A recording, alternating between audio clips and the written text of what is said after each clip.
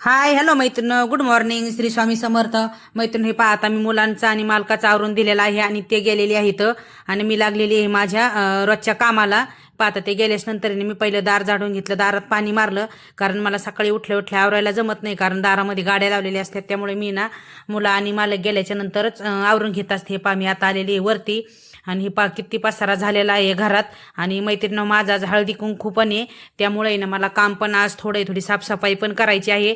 मी आता पूर्ण घर आवरलेलं आहे आणि बाहेर आलेली आहे जिना आवरायला, कारण जिन्यात पण खूप धूळ बसलेली आहे, कारण शेजारी कामं चालू असल्यामुळं ना खूप धूळ येते. मला एवढा जिना आवरायला आहे ना कमीत कमी आता अर्धा ते पाऊण तास जाणार आहे. मी पूर्ण जिना झाडून घेतला आणि ग्रिल आहे ना कपड्याने छान असं पुसून घेतलं, म्हणजे जरा चमक मारतं. आणि कपड्यामध्ये थोडं मी ना लिक्विड टाकून घेतलं आणि नंतर पुसलं ते ग्रिल. आणि आता मी आलेले हे जिना पुसायला. जिना पुसायसाठी आहे ना मी प्लेनच पाणी घेतलेलं आहे, कारण सारखं पुसावं लागतो आणि धूळ पण येते काम चालू असल्यामुळं.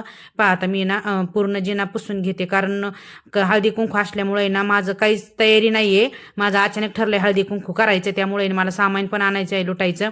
आणि पहा, आता माझं पूर्ण घर आवरून झालेलं आहे, भांडे पण घासून झालेली आहेत आणि आता मी करणार आहे आंघोळ, कारण ना मी सगळं काम अगोदर करून घेतलं आणि नंतर आंघोळ केली. हे पहा, आता मी ना आंघोळ केली आणि कपडे मशीनला लावणार आहे, कारण वेळ नाही मला एवढा हातावर धुईला, त्यामुळे ना मी मशीनला लावून घेते. आणि माझी पहा आता कपडे मशीनला लावले आणि देवपूजा पण लगेच मी करून घेतली, कारण देवपूजा करायला पण खूप वेळ झाला होता.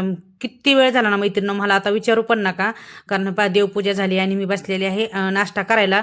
मी आज नाश्त्यासाठी ना तिखट शेवई केली होती आणि आता मी चाललेली आहे माझं लुटायचं सामान आणण्यासाठी. पहा, मी आलेली आहे बाजारामध्ये. थोडं भाजीपाला पण घ्यायचं होता, पण मी काय एवढं भाजीपाल्याकडे लक्ष नाही दिलं. मी पहिलं ना माझं अगोदर पूजा सामान घेतलं. मी अगोदर सुरुवात केली होती फुलं घेण्यापासून. फुलं पण नव्हते राहिले घरामध्ये देवपूजा करायला. आणि नंतर मी घेतली केळी. केळी पण संपली होती मुलाला खायला घरामध्ये. आणि नंतर मी इथं आले होते पानं घ्यायला. पानं तर एवढे महाग होते ना विचारायलाच नको. आणि नंतर आहे ना मला लुटायला सामान पण घ्यायचं होतं. मी काय असं दुसरं काही घेतलं नाही, असं मी ना उपयोगाला येण्यासच घेतलं. मी घेतल्या होत्या मसाल्याच्या पुड्या आणि तांदूळ पण नव्हते घरात, म्हणून थोडे तांदूळ घेतले.